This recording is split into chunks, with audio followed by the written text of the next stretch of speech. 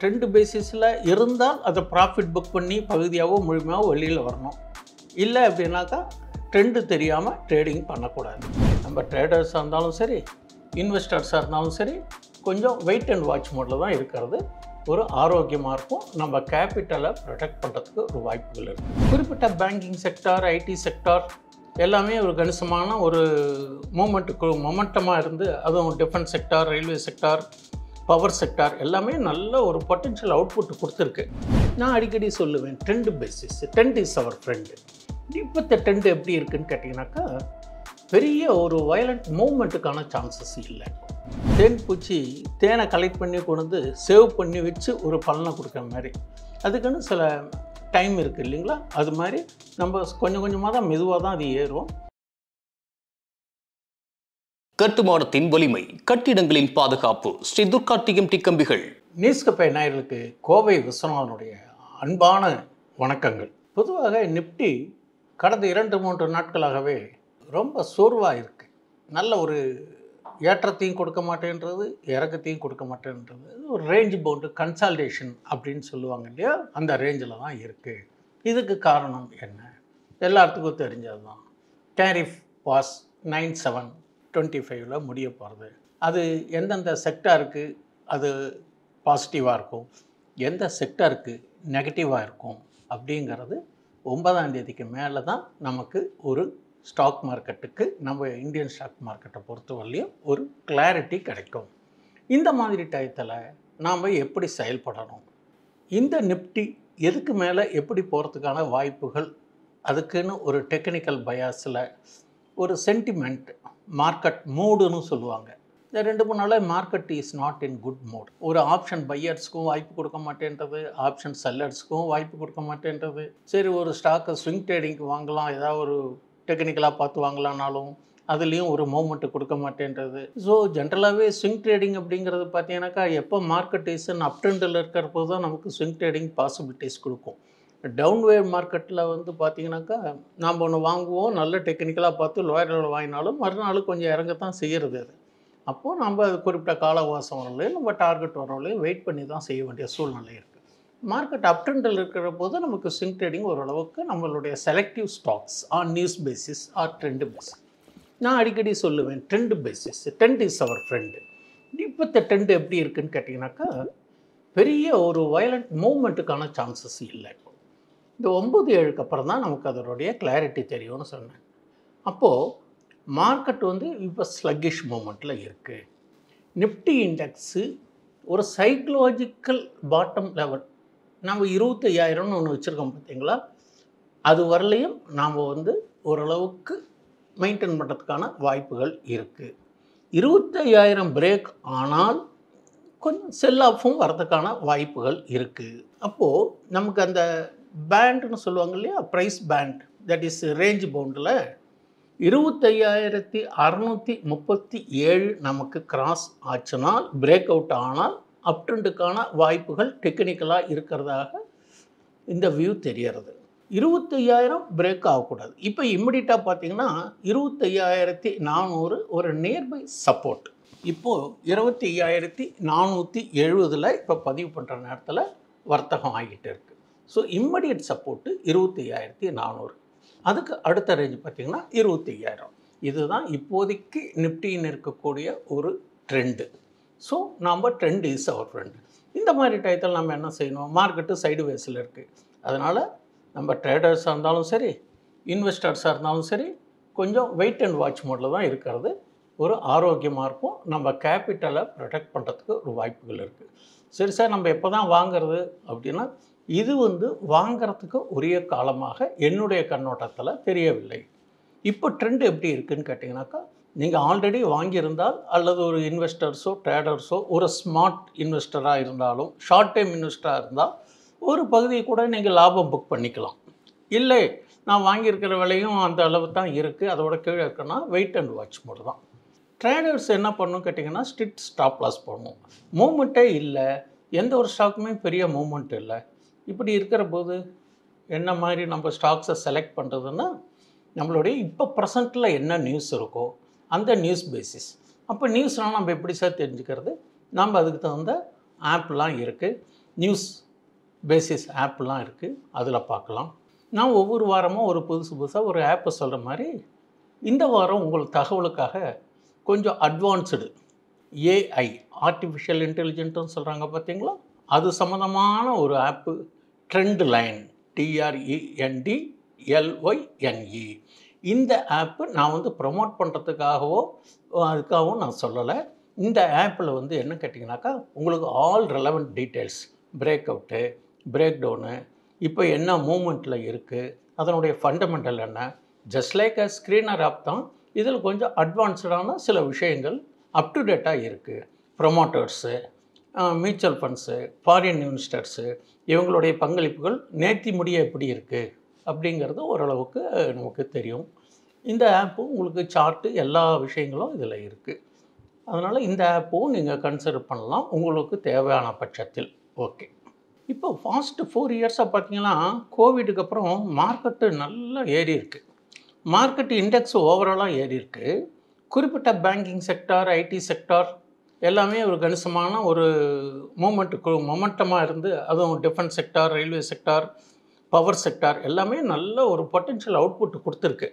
ஆனால் இதுலேயும் பாருங்கள், ஒரு 2 செக்டாரு எனக்கு தெரிஞ்ச வகையில் சொல்கிறேனே, சுகர் செக்டாரும் மீடியா செக்டாரும் பெரிய அளவுக்கு அதனுடைய ரிட்டர்ன்ஸு கொடுக்கலைங்கிறது என்னுடைய கருத்து. இது ஒன்று பார்த்தீங்கன்னாக்கா, இப்போ ட்ரெண்டு இஸ் அவர் ஃப்ரெண்டுன்னு நான் சொன்னேன் பார்த்தீங்களா, இப்போ ஃபர்டிலைசர் ஸ்டாக்ஸ் எல்லாம் ஃபோக்கஸ் பண்ணுற டைம். ஏன் அப்படின்னு கேட்டிங்கன்னா, நம்மளுடைய ஐஎம்டி அறிவுப்படி ரெயின் வந்து நல்ல ஒரு சாட்டிஸ்ஃபைடாக இருக்குது. அப்போ அக்ரிகல்ச்சர் ஸ்டாக்ஸ் எல்லாம் ஒரு வாய்ப்புகள் இருக்குது. அக்ரிகல்ச்சர் ஸ்டாக்ஸ்னால் உங்களுக்கு எஸ்கார்ட்ஸ்க்கு பேட்டா, டிராக்டர் மேனுஃபேக்சர்ஸ், எம்என்டம், இந்த மாதிரி fertiliser stock, Deepak nitrate, fertilisers chemical of Travancore, GNFSC இதெல்லாம் இருக்குது. அப்போ இந்த செக்டார் கொஞ்சம் ஓரளவுக்கு ஆன்டிசிபேட்டடாக நமக்கு க்ரோத் இருக்குன்னு நினைக்கிறோம். ஆனால் கடந்த ஒரு மாதம் பார்த்திங்கன்னா இந்த சம்பல் ஃபெர்டிலைசர்ஸ்ன்ற ஸ்டாக்கு அப்படியே கீழே வந்து அப்படியே படுத்துருக்கேன். எந்திரிச்சு வேகமாக ஓடுறதுக்கான வாய்ப்புகளே தெரியல. அந்த முதலீட்டாளர்கள் ஆர்வமாக கொஞ்சம் மேலே ஏறும் அப்படின்னு எதிர்பார்த்துட்ருக்காங்க. எப்படி ஏறத்துக்கான வாய்ப்புகள் இருக்குன்னா, அதில் ஏதாவது ஒரு நியூஸ் வரணும், இல்லை வரக்கூடிய குவார்ட்டர்லி ரிசல்ட்டு ஒரு சாதகமாக இருக்கணும். ஒரு 1.5 மாதமாக பார்த்தீங்கன்னாக்கா 650, 670 இருந்து இப்போ 550, 560 இந்த ரேஞ்சு பவுண்ட்லேயே அப்படியே ஒரு ஷார்ட் கேப்லேயே ட்ரேடிங் ஆகிட்டுருக்கு. ஸோ மார்க்கெட் ஏறுறது, பர்டிகுலர் செக்டார் ஏறுறது. ஆனால் ஒரு குறிப்பிட்ட ஸ்டாக் மட்டும் ஏறலை அப்படின்னா ஏதோ ஒரு ரீசன்ஸ், ஒன்றா வால்யூம் இல்லாமல் இருக்கலாம், அல்லது வேறு ஏதாவது எஃப்என்டோ பேசிஸில் அது ஷார்ட் செல்லாக இருக்கலாம். அதனால் எல்லா ஸ்டாக்கும் ஏறணுங்கிறதும் இல்லை. எல்லாத்துக்குமே ஒரு சென்டிமெண்ட், எல்லாத்துக்குமே ஒரு மூடு இருக்குது. அது மாதிரி சம்பல் ஃபெர்டிலைசர்ஸு எப்போ ஏறுங்கிறது இந்த குவார்ட்டர்லி ரிசல்ட்டில் ஏதாவது நல்ல தகவல் அல்லது வேறு ஏதாவது நிறுவனத்தினுடைய செய்திகள் நல்ல பாசிட்டிவ் நியூஸ் வந்தாலும் ஏறதுக்கான வாய்ப்புகள் இருக்குது. நம்ம காத்திருக்க வேண்டிய சூழ்நிலையில் இருக்கும். ஒரு இன்வெஸ்டர்ஸ் ஒரு ஸ்டாக்கு இண்டெக்ஸ் ஏறுறது, சார் என்னுடைய ஸ்டாக் மட்டும் ஏன் ஏற மாட்டேன்றதுன்னு கேள்வி வரும். நியாயமான கேள்வி அது. Either short time investors or long time investor. அப்போ ஒன்றா மார்க்கெட் நல்ல ஓவர் பாட் ரெஜிமில் அந்த ஸ்டாக்கை வாங்கியிருப்பாங்க. ரெண்டாவது, நியூஸ் பேசிஸ் இருக்கிற ஸ்டாக்கு அந்த நியூஸினுடைய வேகம் குறைந்தால் நல்ல ஏறுற போது இது இன்னும் ஏறும்னு நினச்சிட்டு அசஸ் பண்ணிவிட்டு இவங்கள ஒரு செல்ஃப் கான்ஃபிடென்ஸில் அதை வாங்குகிறாங்க. வாங்கினோன்னா அந்த இடத்துல ஒரு ப்ராஃபிட் புக் வந்து கீழே இறங்கிடுறது. ரைட்டு. அப்போது ஒன்றா அந்த ட்ரெண்ட் பேசிஸில் இருந்தால் அதை ப்ராஃபிட் புக் பண்ணி பகுதியாகவோ முழுமையாகவோ வெளியில் வரணும். இல்லை அப்படின்னாக்கா ட்ரெண்டு தெரியாமல் ட்ரேடிங் பண்ணக்கூடாது. ஒரு போர்ட்ஃபோலியோவை மெயின்டைன் பண்ணுறது எப்படின்னு கேட்டிங்கனாக்கா, நான் பல தரம் சொல்லியிருக்கேன். இருந்தாலும் ஒரு போர்ட்ஃபோலியோ மெயின்டைன் பண்ணுறது 3 ஆஸ்பெக்ட் பண்ணணும். ஒன்று ஓவர் வேல்யூட், ரெண்டாவது ஃபேர் வேல்யூட், மூணாவது அண்டர் வேல்யூட். இந்த ஓவர் வேல்யூ ஸ்டாக்கில் உங்களுக்கு இருக்க ப்ராஃபிட்டை புக் பண்ணி ட்ரிம் பண்ணி வெளியில் வந்து அண்டர் வேல்யூ ஸ்டாக்ஸில் பை பண்ணியோ அக்குமுலேட் பண்ணுறதுக்கோ ஒரு வாய்ப்புகள் இருந்தால் இவரும் ஏறுற போது உங்களுடைய போர்ட்ஃபோலியோ கரெக்டாக மெயின்டைன் ஆகுங்கிறது ஒரு நம்பிக்கை. இப்போ இந்த மார்க்கெட்டில் வந்து ஈக்விட்டி மார்க்கெட்டில் நம்ம வாங்கினா இறங்குறது, விற்றா ஏறுறது, மாதத்தில் 30 நாளில் 22 நாள் தான் ஒர்க்கிங் டே இருக்குது. அந்த 22 நாளில் பார்த்தீங்கன்னாக்கா ஏதாவது ஒரு ஈவெண்ட்ஸு, ஒன்றா ஆர்பிஐ பாலிசி, இல்லைன்னா ஃபெடரல்னுடைய ரேட் டெசிஷன், க்ரூட் ஆயிலினுடைய movement, IIP data, GDP data, இதே மாதிரி ஒன்று ஒன்றா வரும்போது ஈவெண்ட்ஸ் வரும்போது மாதத்தில் 10 நாளைக்கு இந்த ஈவெண்ட்ஸ்லேயே ஓடிடுறது.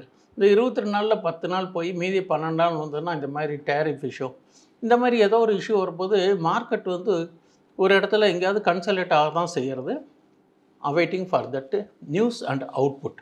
இந்த மாதிரி டயத்தில் நாம் என்ன பண்ணணும் கேட்டிங்கனாக்கா, அவசரப்பட்டு எதையும் போய் முழுமையாக வாங்காமல், ஒரு இன்வெஸ்டராக இருந்தால் பகுதியாக தான் வாங்கணும். ட்ரேடராக இருந்தால் ஸ்ட்ரிக்ட் ஸ்டாப் லாஸ் போட்டு பண்ணிக்கணும். என்னுடைய கணக்கு கேண்டில், சார்ட்டு, பேட்டர்ன், வேவ்ஸ் எல்லாத்துக்கும் பேசிக் என்ன கேட்டிங்கனாக்கா ப்ரைஸ் ஆக்ஷன். கேண்டில் முழுமையாக நம்பியும் போக முடியாது. கேண்டில் வித் கேர்னு எப்படி ஒரு பாக்ஸில் இருக்குது, அது மாதிரி இங்கே நான் என்ன சொல்கிறேன்னா கேண்டில் வித் கேர். கேண்டிலை வச்சு மட்டும் நம்ம ட்ரேடிங்கோ இன்வெஸ்ட்மெண்ட்டோ பண்ணக்கூடாது. அப்போ அதுக்கான டெப்த்து பார்க்கணும். அதனுடைய இண்டிகேட்டர்லாம் எப்படி இருக்குதுன்னு பார்த்துட்டு உங்களுக்கு ஃபேவரட்டான இண்டிகேட்டர் ஃபாலோ பண்ணி உங்கள் டெக்னிக்கல் அட்வைஸரையும் கேட்டுட்டு அல்லது ஃபினான்ஷியல் அட்வைஸரையும் கேட்டுட்டு தான் நீங்கள் முடிவு பண்ணணும். கடந்த பதிவில் ஓவராலாக நான் ஒரே லைனில் இப்போ time being silver is in focus அப்படிங்கிற மாதிரி ஒரு விஷயம் சொன்னேன். ஆனால் என்ன விலையில் வாங்கணும் என்ன விலையில் விற்கணுங்கிறது நான் சொல்லலை. சில்வர் ஏன் ஃபோக்கஸ் பண்ணுறதுக்கான காரணங்கள், எதிர்வருங்காலத்தில் சில்வருக்கு மதிப்பு கூட்டுறதுக்கான காரணங்கள் என்ன அப்படிங்கிறத இப்போ கொஞ்சம் ஓரம் சொல்கிறேன். இப்போ சில்வர் பார்த்திங்கன்னா பேட்ரி, இவி வெஹிக்கிள்ஸ்க்கு உண்டான பேட்ரி, ரெண்டாவது சிப்பு மேனுஃபேக்சரிங், இது மாதிரி எல்லாத்துலேயுமே உங்களுக்கு சில்வர்னுடைய கான்ட்ரிபியூஷன் அதிகமாக இருக்குது. அப்போ சில்வர்னுடைய தேவைகள் அதிகமாக இருக்குது. நாம் டெக்னிக்கலாகவும் அதுக்கு தகுந்த உங்களுடைய ஃபினான்ஷியல் அட்வைஸரையும் கேட்டுட்டு, நீங்கள் சில்வரு எஃப்என்டோவில் பண்ணோன்னா ஹியூஜ் அமௌண்ட்டு வேணும். சரி, எங்ககிட்ட கொஞ்சம் அமௌண்ட்டு தான் சார் இருக்குது அப்படின்னா மாதம் மாதம் ஒரு எஸ்ஐபிக்கு கூட நம்ம சில்வர் எஸ்ஐபி, சில்வர் பீஸ், நிறைய பீஸ் இருக்குது. நிஃப்டி பீஸ் இருக்குது, சில்வர் பீஸஸ் இருக்குது, கோல்டு பீஸ் இருக்குது, இன்ஃப்ரா பீஸ் இருக்குது, ஐடி பீஸ், நிறைய பீஸ் இருக்குது. பீஸ்னாலே உங்களுக்கு தெரியும், ஹனி கலெக்டரை தேன் பூச்சி தேனை கலெக்ட் பண்ணி கொண்டு வந்து சேவ் பண்ணி வச்சு ஒரு பலனை கொடுக்குற மாதிரி. அதுக்குன்னு சில டைம் இருக்குது இல்லைங்களா? அது மாதிரி நம்ம கொஞ்சம் கொஞ்சமாக தான், மெதுவாக தான் அது ஏறும். நமக்கு அதுக்கு உண்டான கால அவகாசம் கொடுத்து ஒரு இன்வெஸ்ட்மெண்ட்டாக பண்ணலாம், எஸ்ஐபியாக பண்ணலாம். எஸ்ஐபிங்கிறது ஓரளவுக்கு ஒரு ஆவரேஜ் growth கிடைக்கிறதுக்கான வாய்ப்புகள் இருக்குங்கிறது என்னுடைய கருத்து. ஆனால் ஒவ்வொரு பங்குலேயும் என்ன நியூஸ் வந்தாலும் சரி, எது வந்தாலும் சரி, பட்டு ஒரு ஓவர் பாட் ஓவர் சோல்டு ரெண்டையும் நம்ம கணக்கில் எடுத்துகிட்டு நம்ம டெக்னிக்கல் இண்டிகேட்டர்லாம் ஃபாலோ பண்ணிவிட்டு ஒரு இன்வெஸ்டர் அப்படின்னா எனக்கு தெரிஞ்ச வகையில் இந்த BSE stock, CDSL stock, MCX, oil sector அப்படின்னு எடுத்துக்கிட்டோன்னா ஐஓசி, கோல்டு ஆஸ்பெக்டில் எடுத்துக்கிட்டேனாக்கா டைட்டன், இந்த மாதிரி பங்குகள்லாம் கொஞ்சம் அப்பப்போ ப்ராஃபிட் புக் வரும், மறுபடியும் இறங்கும் ஏறும். ஸோ அதெல்லாம் வந்து சிம்பிள் மணி கான்செப்ட். அதை பேஸ் பண்ணி நாம் ஓரளவுக்கு ஸ்டடி பண்ணி உங்களுடைய ஃபினான்ஷியல் அட்வைஸரையும் கேட்டுட்டு டெக்னிக்கெலாம் ஃபாலோ பண்ணிவிட்டு ட்ரேடிங்கும் பண்ணலாம்.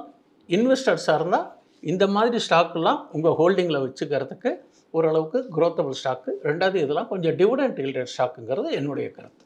மேற்கண்ட தகவல் தற்போதைய சந்தையினுடைய நிலைப்பாடு இப்படி இருக்குது, எதிர்வரும் காலத்தில் இருக்கக்கூடிய ட்ரெண்டு பேசிஸு அடிப்படையில் என்னுடைய கருத்துக்கள் சொல்லியிருக்கேன்.